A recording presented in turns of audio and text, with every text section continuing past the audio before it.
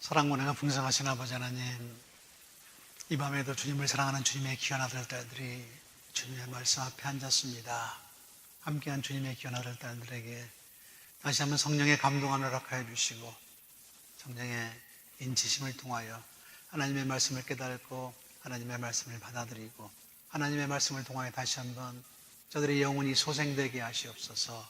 주님 주시는 능력으로 세상을 살아갈 때 부족함이 없게 하시고 저들을 통해 역사하신 하나님의 손길에 우리 자신들을 맡기면서 주님의 역사에 동참하고 주님의 영광에 참여하는 믿음의 귀한 자 될 수 있도록 하나님 저들에게 믿음을 더하여 주시옵소서.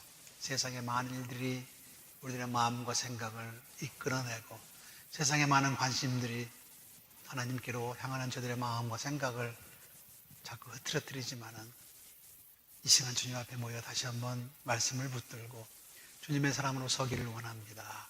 주님 축복하여 주시고 저들을 통하여 하나님의 역사가 이루어질 수 있도록 믿음을 더하실 뿐만 아니라 주님의 놀라우신 은총을 힘입어 세상을 변화시키고 세상을 주님께 가져오는 믿음의 귀한 일 될 수 있도록 하나님 인도하여 주시옵소서.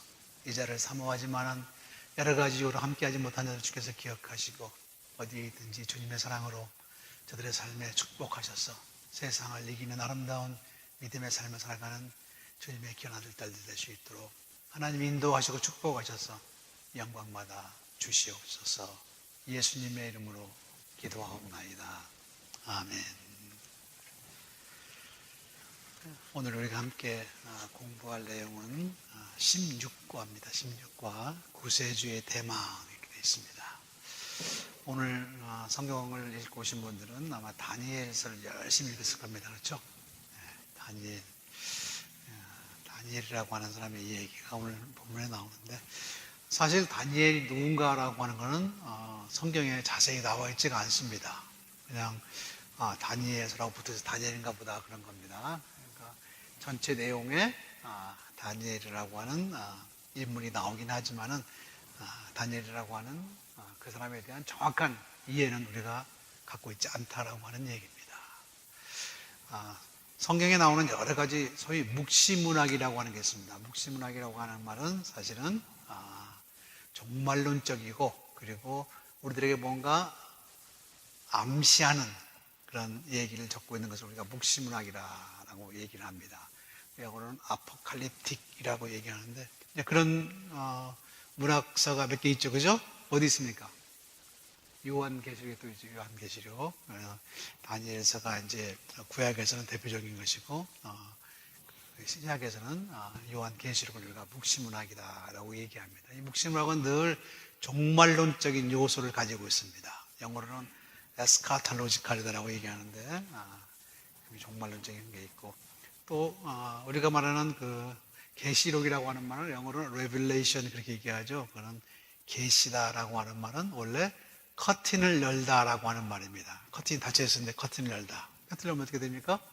그 안을 들여다볼 수 있게 된다라고 하는 얘기입니다. 그러니까 미래를 우리가 조금 들여다볼 수 있다라고 하는 그런 겁니다.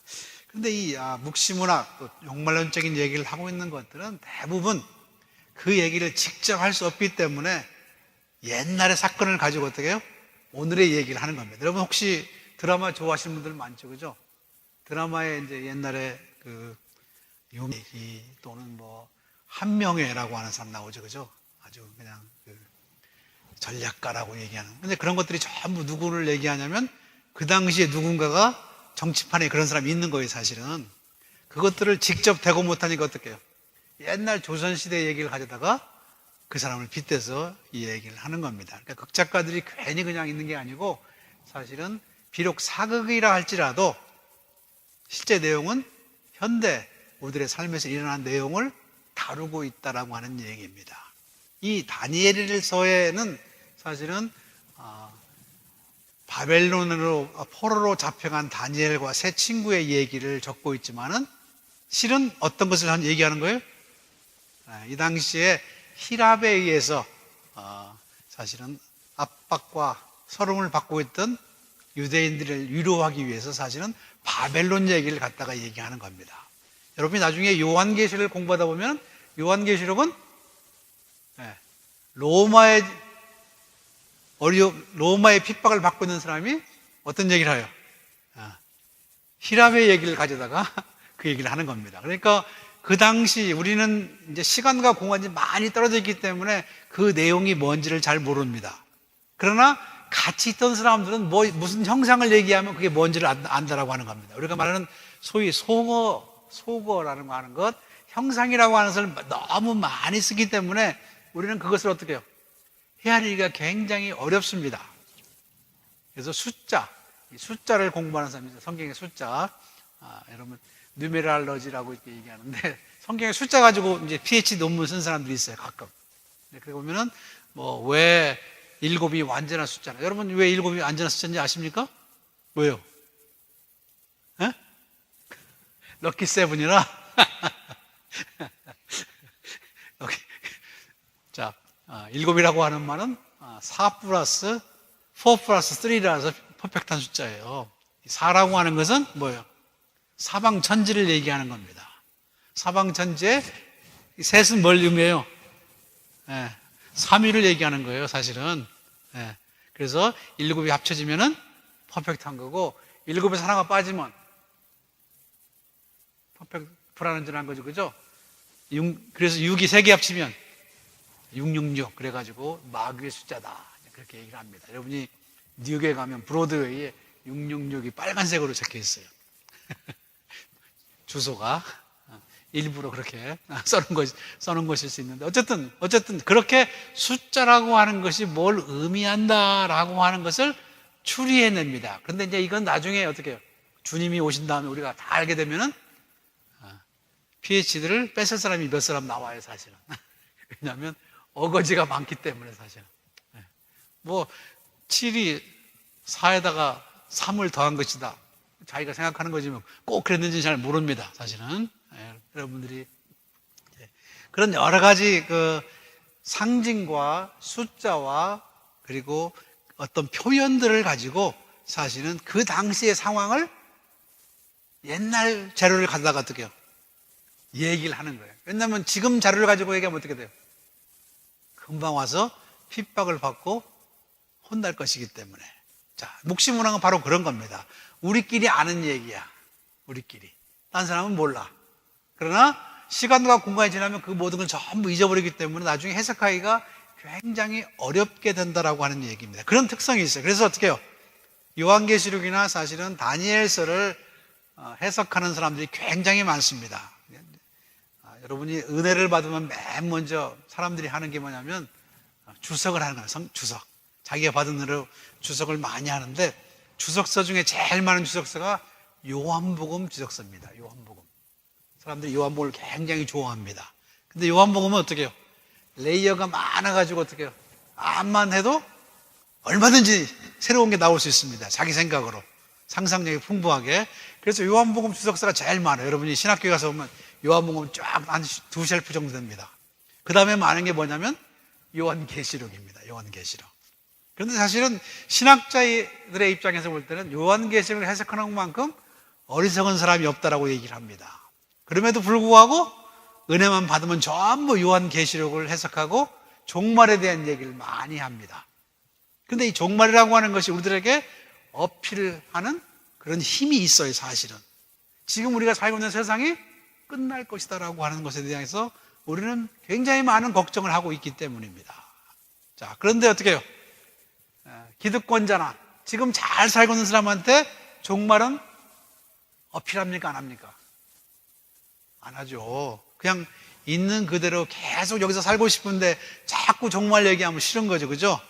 근데 사람들은 종말 얘기를 해가지고 어떻게 사람들에게 겁을 줘서 열심히 믿게 한다라고 하는 겁니다. 때로는 목사라고 하는 직업이 어떤 때는 구차할 때가 있어요.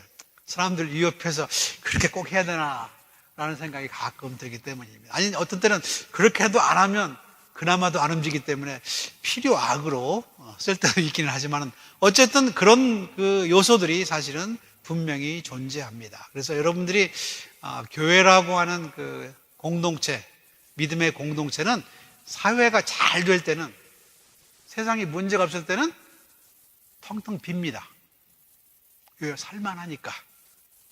그러나 세상이 어려워지고 사회가 어지러워지면 교회는 누가 오지 말라도 어떡해요? 늘어납니다. 여러분이 소위 말해서 그 기독교 신앙의 신도 숫자를 가만히 보면은 그 숫자는 사회가 나빠지는 거에 반비례해요. 더 많아져. 그래서 한국의 교회가 늘었다라고 한다면 그만큼 살기가 어려워졌다는 얘기고, 교인이 줄었다라고 하는 말은 그만큼 살만해졌다라고 하는 말과 똑같이 말하면 됩니다. 미국도 사실은 마찬가지입니다. 가장 어려웠을 때 교회는 융성하고 또 잘 되면 사람들이 교회 안 나옵니다.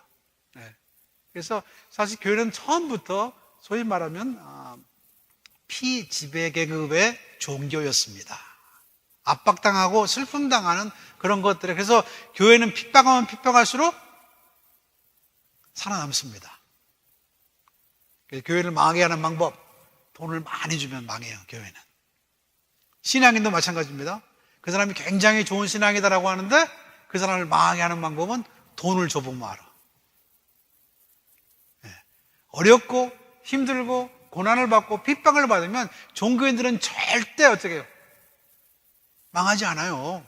살아남습니다.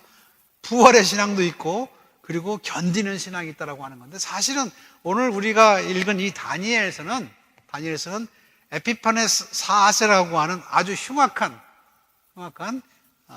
황제가 유대인들을 핍박한 그런 시대에 적혀진 책입니다. 그런데 이 히랍의 유대인을 향한 정책은 문화적인 정책이었습니다.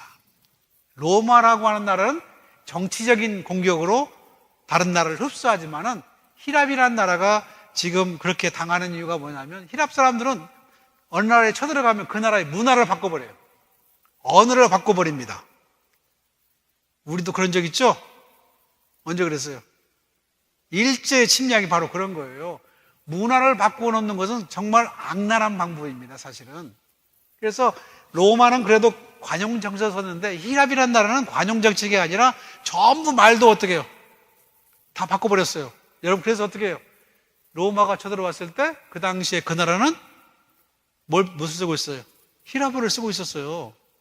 히라보를. 자, 에피파네스 4세라고 하는 사람은 사실은 하나님을 믿는 성전에다가 제우스 신을 섬기는 큰 전을 만들어 놨어요. 여러분이 보면은 거룩한 곳에 어떤 이상한 상이 서거든 그때가 종말인 줄 알라라고 하는 말이 나옵니다. 그게 누가 그러냐면 에피파네스가 그런 거예요. 너희가 믿는 하나님이 누구라고요? 바로 사실은 제우스 신이다. 제우스 신은 어떻게, 누구 신이에요? 히랍의 신이죠? 자, 그런 식으로 해서 자기가 에피파네스라고 하는 말이 뭐냐면, 원래 에피파네가 뭐죠? 하나님의 현현이라고 하는 말입니다. 그러니까 스스로 자기를 뭐라고 얘기한 거예요? 하나님이라고 얘기한 거예요. 그러면서 자기 화상을 그려가지고 예루살렘 성전 앞에다 딱 붙여놓은 거예요. 그래서 가증한 것이 거룩한 곳에 서거든 이게 세상의 종말인 줄 알리라. 그게 거기서 나온 말이에요, 사실은. 어쨌든 그런 상황, 이스라엘이라고 하는, 유대인이라고 하는 이 민족을 굉장히 종교적으로 문화적으로 말살하려고 하는 에피파네스 4세의 정책, 그 정책에 많은 사람들이 고통을 당합니다. 그래서 사실은 그 안식일을 지키거나 할례를 행하거나 율법을 가지고 다니는 것은 전부 어떻게 해요? 다 죽여버렸어요. 그 당시에는. 그 정도의 핍박을 당하는 유대인들을 위해서 다니엘서의 저자는 너희들이 신앙을 지켜야 된다고 하는 겁니다. 그런데 문제는 그 신앙을 지키는 이유가 뭐냐? 옛적에 계신 분이, 그분이 결국 이 세상으로 다시 평정할 것이다라고 하는 거예요. 그러니까 거기에 인자 같은 이가 라고 하는 말이 나오는데 그게 누구냐면 바로 메시아다라고 하는 겁니다. 메시아. 그러니까 그 얘기를 하면서 그 안에 뭐가 들어가냐면 바로 하나님의 계시가 들어가 있다라고 하는 거예요. 아직 그 일은 다 끝나지 않았어요. 다니엘서는 아직 뚜껑이 덮인 책이 아니다라고 하는 겁니다. 다 안 끝났어요. 뚜껑이 아직 다 덮이지 않았어요. 우리 성경은 덮였습니까? 안 덮였습니까? 안 덮였죠, 그죠? 성경도 지금 우리가 계속 써가고 있는 거예요, 써가고. 근데 우리는 그 성경을 비싼 소가죽으로 만들어가지고 어떻게 해요? 지퍼 딱 잠그면 그걸로 끝난 거게 생각하는데, 아니, 성경은 그게 아닙니다. 성경은 지금도 믿음의 사람들에 의해서 쓰여지고 있는 겁니다. 마찬가지로 다니엘서의 얘기는 아직 다 끝나지 않았어요. 그 예언이 전부 이루어지지 않았다라고 하는 겁니다. 그래서 어떤 사람들은 이 다니엘서를 가지고 세상의 종말을 얘기하기도 합니다. 물론 요한계시록의 얘기도 아직 안 끝났죠, 그죠? 그래서 우리는 뭔 얘기를 하냐면 천년왕국이 먼저 오느냐 나중에 오느냐, 전천년설 후천년설을 가지고 아직도 싸우고 있습니다, 기독교인들은. 그래서 어떤 사람은 지금 미국이 전천년을 살고 있는 것이다라고 생각하기도 하고, 어떤 사람들은 인자가 온 다음에 천년왕국이 있을 것이다라고 해석을 합니다. 어떤 게 맞는지는 잘 몰라요. 해석 나름입니다. 근데 미국이 분명히 대통령이 이상한 사람이 되고 나니까 천년왕국은 아닌 것 같아, 지금은. 그죠? 왜냐하면 천년왕국은 하나님이 다스리는 나라야 되거든요. 근데 분명히 좀 아닌 것 같아요, 요즘 하는 짓을 보면은. 어쨌든 그런 그 묵시를 통해서, 옛날 얘기를 통해서 어떻게 해요? 지금 신앙을 지키고 있는 사람들을 격려하고 그들에게 좀 더 참아라 라고 얘기를 합니다. 근데 이 묵시록을 읽다 보면 굉장히 슬퍼요. 왜냐하면 당신의 문제를 지금 곧장 해결해 준다고 안 그러면 어떻게 해요? 앞으로 좀 더 큰 어려움이 있을 것이다, 그래도 참아라 라고 하기 때문에 이 묵시록은 우리를 굉장히 슬프게 합니다. 그래서 여러분들이 아마 다니엘서나 요한계시록을 읽으면서 굉장히 재미가 없었을 거예요. 도대체 무슨 말이냐. 몇 가지 재밌는 건 있죠, 그죠? 옛날에 다니엘과 새 친구라고 하는 동화책에는 많이 봤잖아요, 그죠? 그런 건 여러분이 재미있을지 모르지만 나머지 부분은 어떻게 해요? 이 도대체 무슨 말이야? 메대, 바사 이런 특별히 이제 한국말로 번역해 놓으면 더 어려워요, 그죠? 페르시아를 바사로 해놨을까? 바사가 뭐지? 그죠? 이제 이런 것들, 그 다음에 그런 여러 가지 상징적인 것들이 있기 때문에 도대체 이게 무슨 말이냐라고 하는 것에 대해서 사실은 상당히 어려움을 갖고 빨리 지나가 버리는 그런 경향이 있는데, 그럼에도 불구하고 이 다니엘서에 몇 가지 중요한 신학적인 요소가 되어 있기 때문에 우리가 다니엘서를 공부한다라고 하는 그런 얘기입니다. 특별히 여러분 교재 맨 첫 배로 나오는 다니엘서 7장 13절로 14절 말씀, 내가 또 밤 이상 중에 보았는데 인자 같은 이가 하늘 구름을 타고 와서 옛적부터 항상 계신 자에게 나와 그 앞에 인도되매 그에게 권세와 영광과 나라를 주고 모든 백성과 나라들과 각 방언하는 자로 그를 섬기게 하였으니 그 권세가 영원한 권세라 옮기지 아니할 것이요 그 나라는 패하지 아니할 것이니라. 자, 인자 같으니, 인자 같으니라는 말은 Son of Man입니다, 그죠? Son of Man이 누구예요? 우리가 신학에서는 예수님이죠, 그죠? 예수님은 스스로 자기를 인자라고 부르기를 굉장히 좋아했어요. 자, 예수님을 부르는 통칭 중에 인자라고 하는 말이 있고 하나님의 아들이다라고 하는 게 있습니다. 그러니까 Son of Man, Son of God이라고 되어 있습니다. 근데 사실은 이 Son of Man이라고 하는 인자에서는 사실은 이게 man이라고 하는 게 굉장히 강조가 되고 Son of God이라고 하는 말은 Son이라고 하는 말이 강조가 돼요. 조금 다릅니다, 맥락이. 그래서 하나님의 아들이라고 했을 때는 그가 하나님의 아들, 하나님의 모든 것을 다 가지신 그런 분이라고 하는 얘기고, 인자라고 하는 분은 사실은 하나님이 사랑해서 우리에게 오셨을 때 어떻게 해요? 우리와 똑같은 모습으로 오신 그분이라고 하는 말인데, 이 Son of Man이라고 하는 말, 인자라고 하는 말이 딱 한 번 나옵니다, 구약에. 어디? 다니엘서에. 근데 주님 스스로 이 말을 굉장히 자유롭게, 그리고 자기를 부르는 칭호로 사용했다라고 하는 겁니다. 물론 주님이 겸손하셨기 때문에 사실은 겸손하셨기 때문에 자기를 인간이라고 하신 그 면도 있지만은 중요한 것은 이미 많은 사람들이 다니엘서에서 말하는 인자라고 하는 분, 그분을 써놓음이라는 말을 다 알고 있었기 때문에 예수님 스스로 자기를 인자다라고 얘기했을 확률도 굉장히 높습니다. 즉 나야말로 다니엘서에 예정되었던 바로 그 하나님의 아들이다라는 그런 얘기로 스스로 자기를 인자라고 치겠다라고 하는 것도 신학적으로 의미가 있습니다. 자, 그러니까 다니엘서에서 바로 이게 나오는 것이고, 또 부활이라고 하는 것도 사실은 생명책이라고 하는 말도 구약에는 없어요. 그죠? 네. 다니엘서만 나옵니다. 다니엘서만. 왜냐하면 구약 시대의 사람들, 유대인들은 죽은 다음에 세상을 믿지 않았어요. 그런 생명책이 필요 없죠. 그죠? 네. 자, 죽은 다음에 세상이 없다고 하는 사람들은 이 세상에서 모든 복과 벌을 다 받아야 됩니다. 그렇죠? 지난주에 우리가 욥기를 공부했는데 욥기에서 그런 말을 얘기했어요. 욥기는 마지막에 욥이 당한 모든 고난을 다 갚아야지만 속이 편한 사람들이 읽었기 때문에 결국 어떻게 해요? 잃은 자식의 2배, 잃은 재산의 2배를 받고 끝난 걸로 생각되지만 원래 욥기는 거기가 아니고 하나님을 만난 것으로 끝난다 제가 말씀드렸습니다. 그러나 유대인들에게는 그게 없기 때문에 이제까지는 어떻게 해요? 이 내세라고 하는 것이 없었기 때문에 사실은 이 말을 이해하기가 굉장히 어려웠을 거예요. 자, 그럼 유대인들에게 그럼 부활이라는 말은 언제 나왔느냐? 여러분이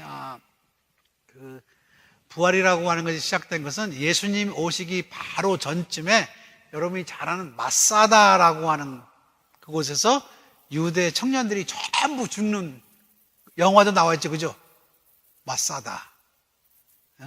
거기서 청년들이 하나님을 위해 열심히 의로운 싸움을 싸우다가 전멸합니다. 그죠? 그것을 바라보는 유대 학자들이, 신학자들이 만약에 이것이 끝이라고 한다면 어떻게 해요? 이건 말이 안 된다 라고 생각해서 성경을 뒤적이다가 어디를 찾냐면 바로 다니엘서를 보게 되는 거예요. 그래서 부활이라고 하는 것을 사실은 찾아냅니다. 그래서 그거를 믿은 사람들은 바리새인들이고, 그게 어디 있느냐라고 우기면서 믿지 않은 사람들은 사두개인들로 모세 오경만을 자기의 경전으로 여긴 겁니다. 그래서 바리새인들은 부활을 믿은 사람입니다.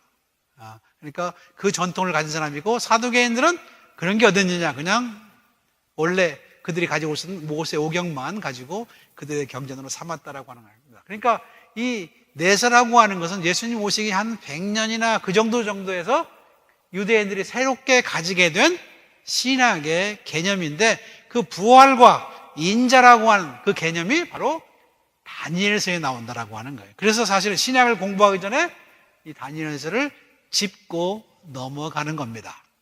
다니엘과 새 친구 얘기가 재밌어서 그런 게 아니고, 사실은 다니엘서는 그런 의미에서 신약을 공부하는 우리 개신교인들한테 굉장히, 기독교인들한테 중요한 책이에요. 왜냐하면 신약에 나오는 그런 개념이 다른 그 구약의 책들에서는 발견되지 않지만 바로 다니엘서에서 사실은 발견된다고 하는 것이고, 예수님도 자기를 스스로 인자라고 하면서 다니엘서를 얘기하셨다라고 하는 겁니다. 그런 의미에서 이제 우리가 예수님은 어느 전통에 서 있다고요? 바리새인의 전통에 서 있다, 그렇게 얘기를 합니다. 그래서 사두개인은 아니었어요.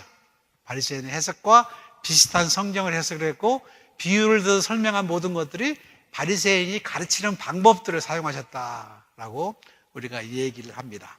어쨌든 하나님이 가져올 마지막 나라, 평화의 나라, 그 나라를 통치하실 분이 바로 누구라고요? 인자라는 것이에요. 인자. 그런 개념이 여기에 나오고, 그리고 우리의 삶이 이 세상의 삶으로 끝나는 것이 아니라 결국 그 다음 삶이 우리에게 있을 것이라고 하는 생명책이라고 하는 개념이 또 다니엘서에 나온다라고 하는 얘기입니다. 그 당시 에피파네스 4세 밑에서 고생을 많이 하던 유대인들은 완전히 종교를 박탈당하고 완전한 귀순을 강요당했습니다. 진짜 누가 더라고요? 히랍 사람이 되라고 하는 거죠. 그죠? 어떤 때하고 비슷하죠. 그죠? 한국에서 일본 사람들이 침략한 다음에 이름을 바꾸고 모든 것을 어떻게 해요? 일본말을 배워라. 제가 이제 연세대학교 다니면서 거기서 나오는 얘기를 보면은 최연배 선생 같은 분은 바깥에는 일본 책, 일본 교과서를 넣고 안에다가 조그만 한국 책을 넣고 한글을 가르쳤다고 그래요. 그래서 감시원이 오면 이렇게 닫고 없으면 또 공부를 시켰다고 얘기를 합니다. 그때 유명한 한글학자들이 전부 그렇게 한국말을 가르쳤어요. 왜? 글을 잃어버리면 민족이 망한다고 믿었기 때문에. 그러나 이 히랍 사람들이 사실은 침략을 하러 와서 유대인들에게 모든 종교를 전부 버리고 어떻게 해요? 너희도 똑같이 히랍 사람과 똑같은, 말로는 굉장히 좋은 말입니다. 그렇게 돼서 똑같은 대우를 받으라. 한국에도 그런 말이 있었죠. 내선일치다. 그죠? 일본 사람이나 조선 사람이나 전부 똑같다. 그런 것을 외치는데 실은 그렇지 않지만 말로는 그렇게 외쳤다라고 하는 거죠. 그러니까 유대인들에게 가장 힘들었던 것은 그들에게 그들의 종교만을 허락했다라고 한다면 그들은 그렇게 어떻게 해요? 막 반발하고 떠들지는 않습니다. 누구만 빼고, 열심당원만 빼고. 그런데 히랍 사람들의 그 핍박이 너무 심해서 완전한 문화적인, 종교적인 귀순을 강요당했기 때문에 그들은 그것에 대해서 굉장히 어려운 시대를 살아갔는데, 그때 다니엘서를 지었던 누군가가, 누가 썼는지는 몰라요. 다니엘서의 저자는 누굽니까? 다니엘, 그럼 틀려요. 다니엘이 쓴 게 아니에요.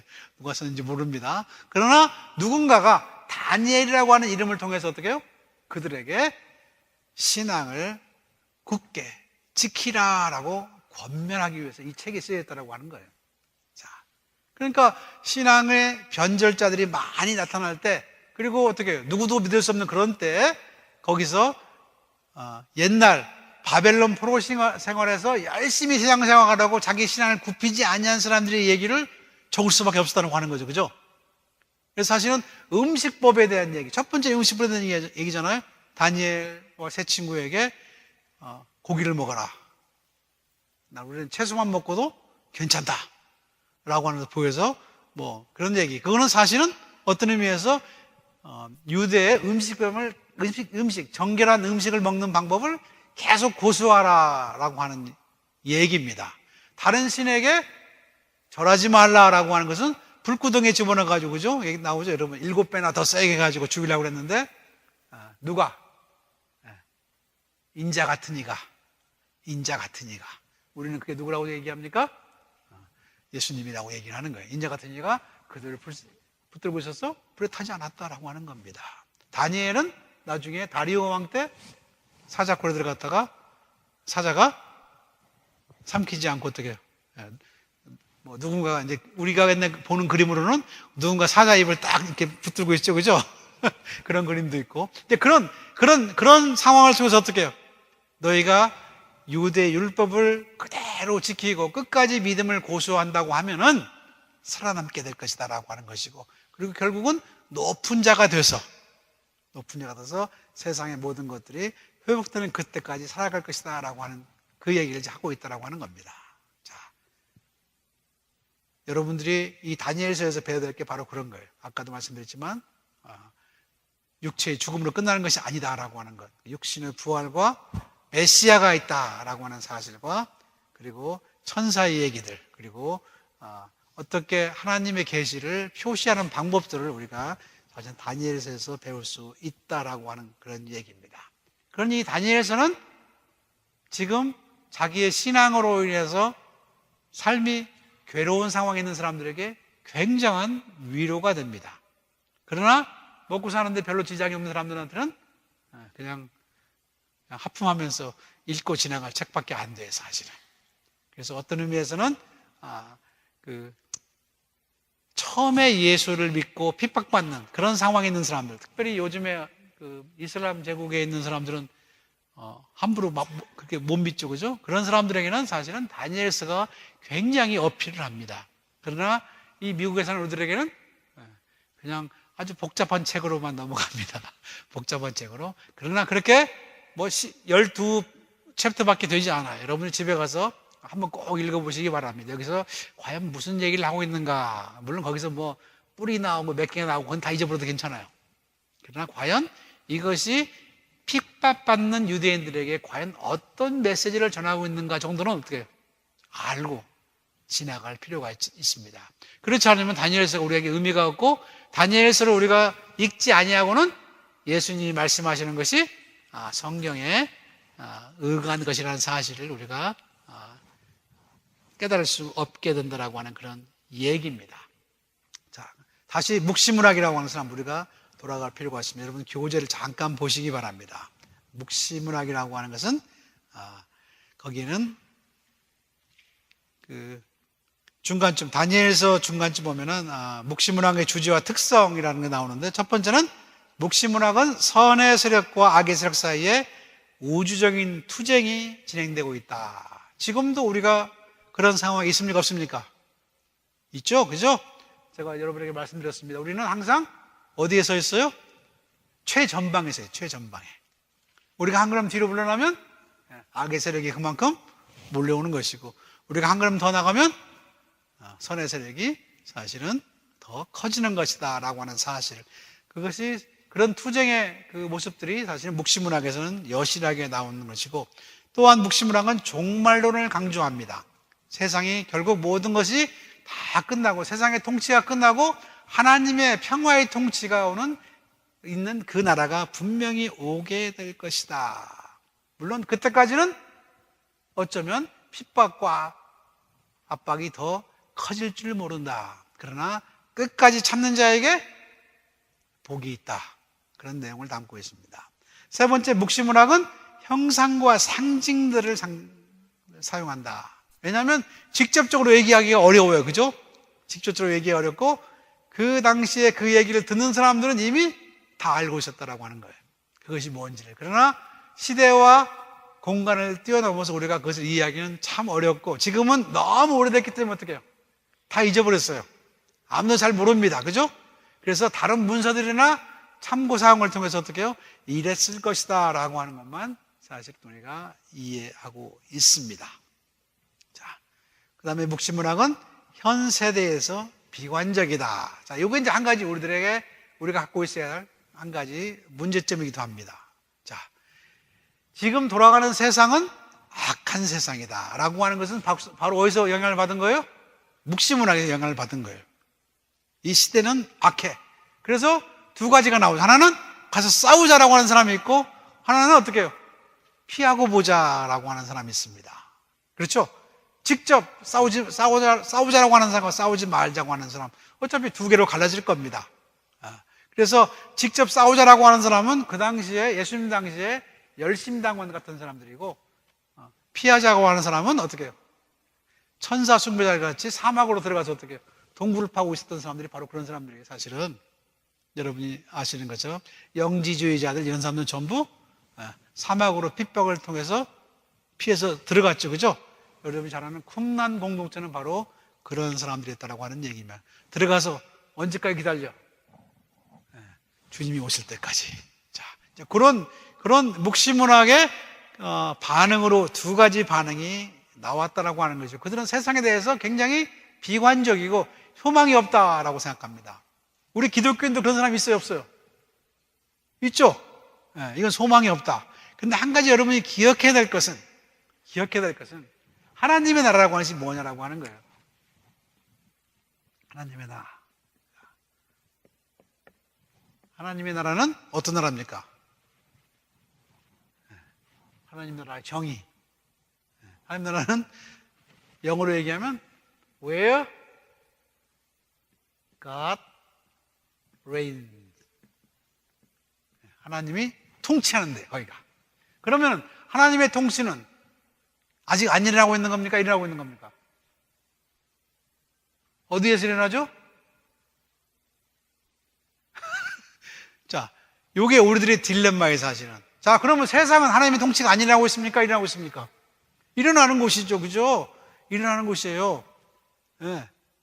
그러니 세상 자체는 비관적일지 모르지만은 아직도 통치하신 하나님 때문에 어떻게 해요? 우리는 세상을 전부 구속하는 사람들이 돼야 돼. 하나님이 역사하시기 때문에. 이게 굉장히 중요한 말입니다. 우리는 세상을 내팽개치고 도망가야 되는 것이 아니라 세상 가운데서 어떻게 해요? 세상에 잘못된 것들을 전부 고쳐서 구속을 시켜야 돼. 리디움을 해야 돼. 세상을 구원해야 된단 말이에요. 이게 이제 뭐냐면 우리가 말하는 소셜 가스펠이에요. 사람들이 보통 얘기하죠. 사회 구원이다. 사회 구원. 자, 세상은 구원 안 하고 어떻게 해요? 사람만 구원하는 건 뭐예요? 영혼 구원이다.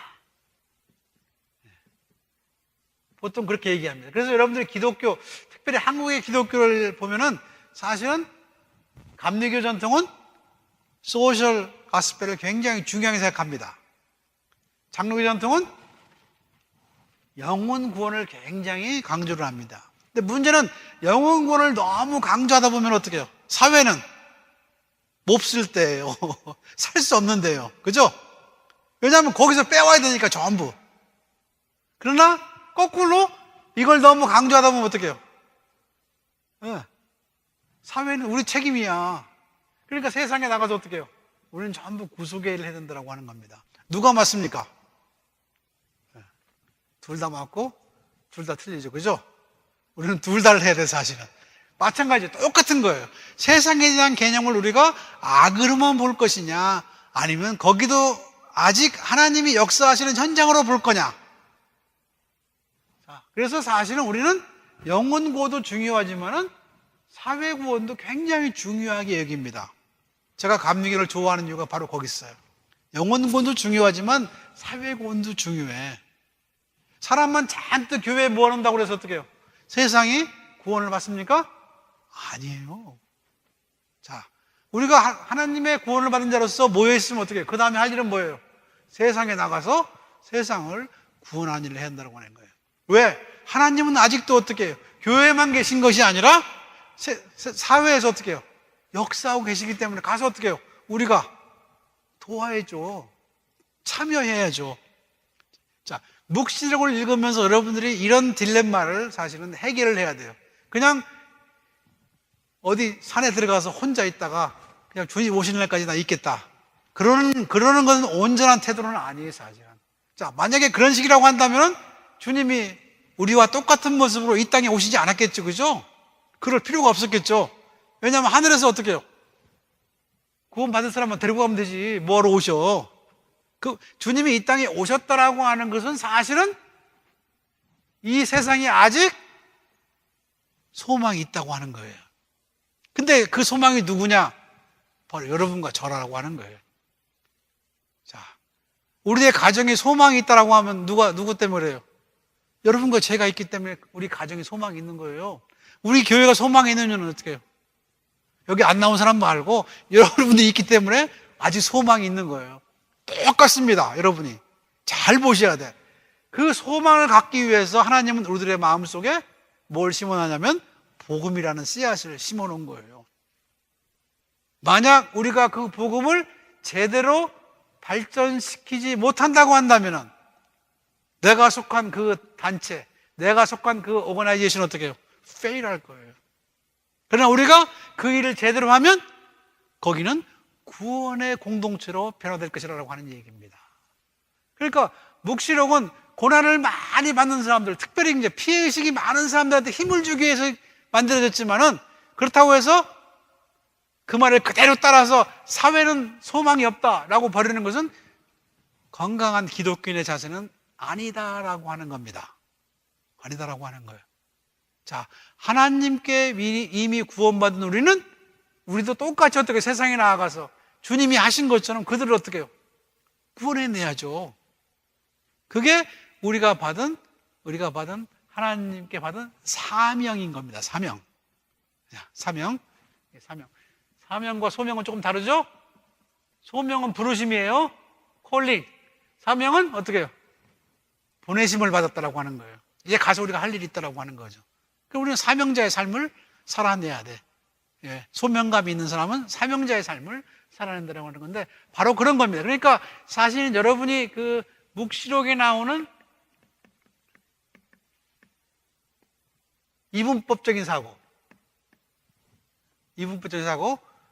하나님께 속한 것은 선한 것이고 땅은 전부 악한 것이다라고 하는 것을 빨리 극복해야 돼. 왜냐하면 사실은 예수께서 이 땅에 우리와 똑같은 몸으로 이 세상에 오신 것 자체가 어떻게 해요? 우리의 그런 분열된 그런 우리들의 마음을 없앤 거예요, 사실은 벽을. 여러분이 생각하시기 바랍니다. 하나님 나라는 그러면 나중에 저 먼 곳에서 생기는 것이냐? 그건 몰라요, 아직은. 그러나 중요한 것은 지금 우리에게 주어진 이 상황, 이 땅, 이 가정, 이 교회가, 이 사회가 어떻게 해요? 바로 우리가 이래야 할 바로 그 자리라는 사실을 잊어버리면 안 돼. 여기가 싫어서 저희가 하면 구원이 있겠지? 아니에요. 그렇지 않다라고 하는 거예요. 바로 우리가 서 있는 그 자리에 구원을 위해서 우리를 하나님이 보내셨다는 사실을 여러분이 기억하셔야 됩니다. 내가 그 일을 제대로 하지 않으면 내가 속한 단체, 내가 속한 가정, 내가 속한 사회는 어떻게 해요? 망하는, 잘못하면 망해요. 그런 소명이 있다는 사실을 여러분이 기억하시기 바랍니다. 자, 어쨌든 다니엘서에 나오는 얘기는, 그리고 그 꿈의 해석에 대한 얘기가 나옵니다. 여러분, 꿈의 해석은 전체적으로는 그런 겁니다.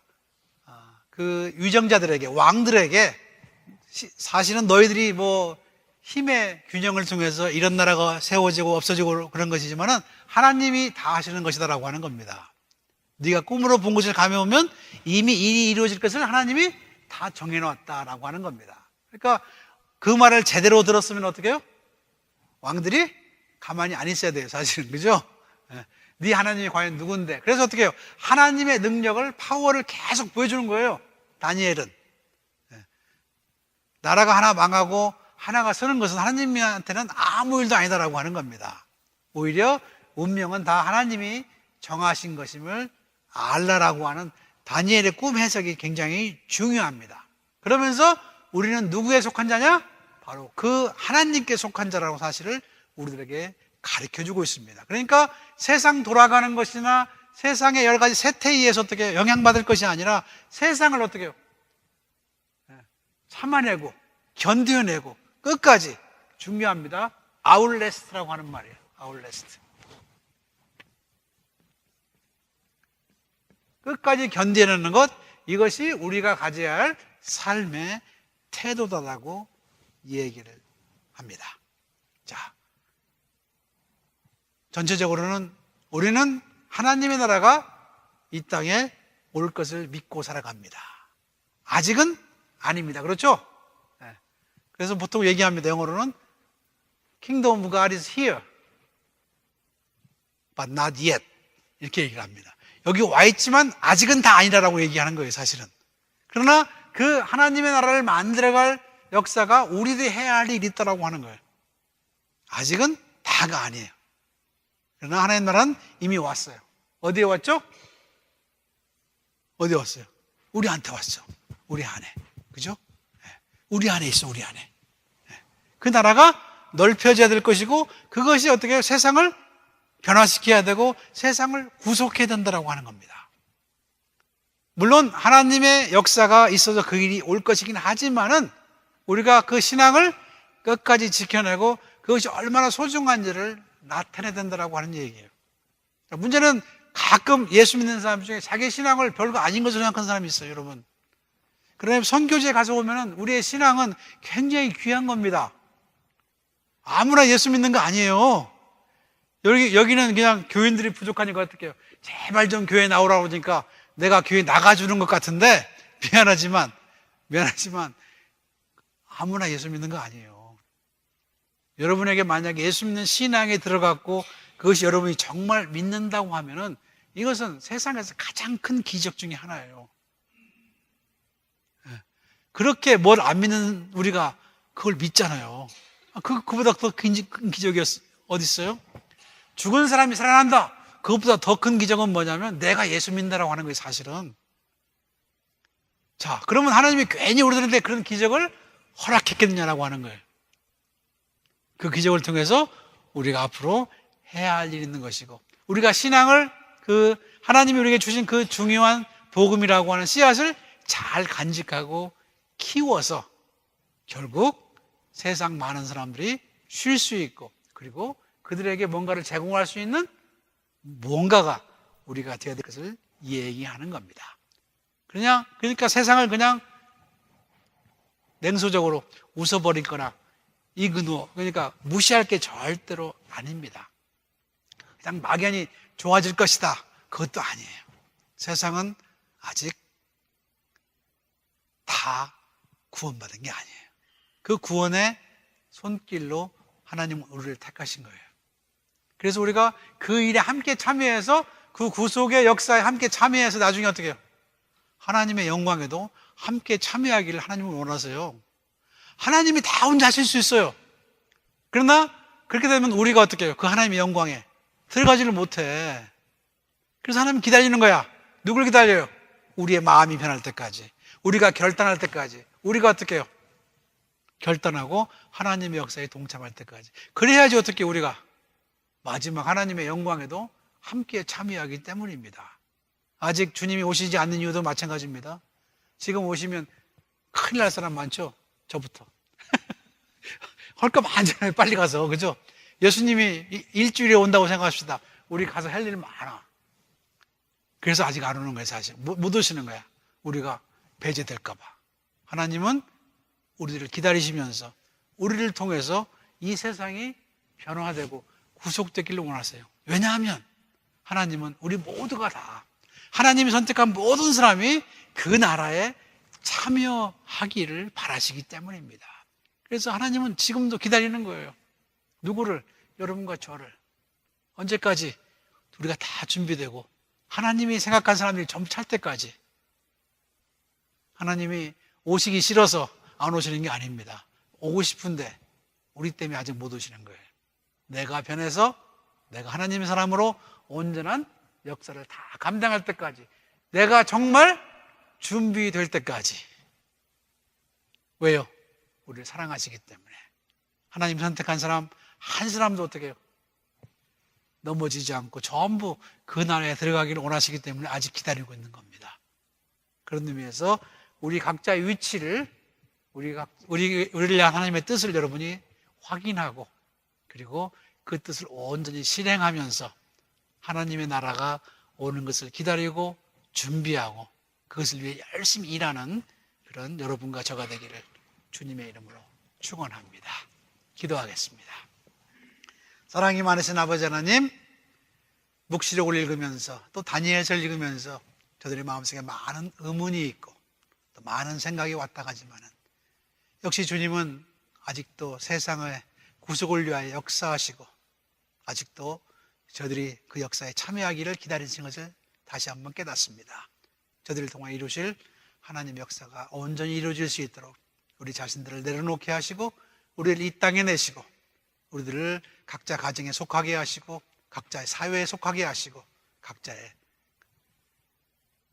맡은 일을 맡을 수 있도록 인도하신 그 하나님의 섭리와 인내를 다시 한번 기억하면서 주님께 순종하며 다시 한번 주님의 능력을 힘입는 믿음의 귀한 자를 될 수 있도록 인도하여 주시옵소서.